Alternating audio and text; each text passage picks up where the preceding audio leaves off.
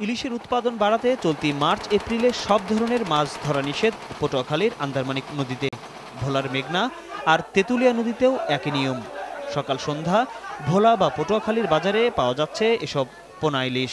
জেলেরা তাই বিব্রত ক্যামেরার আলোয়।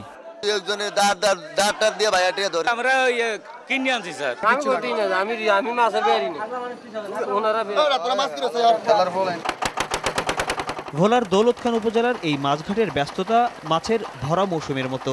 জেলেরা বিধিনিষেধ মানতেই রাজি নন, কারণটা বঞ্চনার। সরকার বললো, তারপর আমরা চুরি চুজামি করে অনেক সময় যাইতে হয়, না দিয়ে কি করুক। সমিতির লোন লইছি সমিতির লোন চালাইতে হয়, মনে করেন সংসারই চালাইতে হয়। সরকার আমলিয়া দেয়, কিন্তু আমরা পাইতেছি না। কিন্তু দেখা গেছে বছর পয়সালা মানুষেরা লইয়া যায়, বড় লোকেরা লইয়া যায়, আমরা গরিবেরা পাইতেছি না। তবে এসব অভিযোগ অস্বীকার করছে প্রশাসন।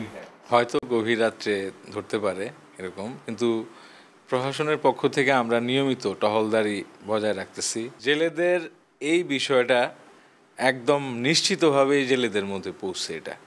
তবে এটা হয়তো তারা বলতে পারে জেলেদের সংখ্যা যেই পরিমাণ তার তুলনায় হয়তো এটা অপ্রতুল। সংসার চালান বলে জেলেদের স্ত্রীরা এসব কথায় ক্ষেপে যান আরো। ক্ষোভ তাদের পেটের যন্ত্রণা কমাতে পারে না।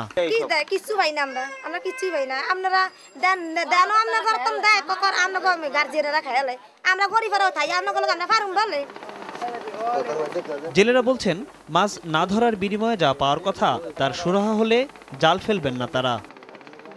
ইলিশের বেড়ে ওঠা এবং বিপুল উৎপাদন নিশ্চিত করার জন্য মার্চ এপ্রিলে মেঘনা তেঁতুলিয়ায় 270 কিলোমিটার যে অভয়ারণ্য তৈরি করা হয়েছে, মাছ ধরে ট্রলারগুলো ফিরেছে ঠিক সেখান থেকেই। স্থানীয়রা বলছে ভোলার প্রায় 100টি মাছঘাটের চেহারা ঠিক এমনই। অন্যদিকে জেলেরা বলছেন বিকল্প কর্মসংস্থানের তৈরি না হয় পেটের দায়ে মাছ তাদের ধরতেই হচ্ছে। বোরহানুল হক সম্রাট, দেশ টিভি, দৌলত খান, ভোলা।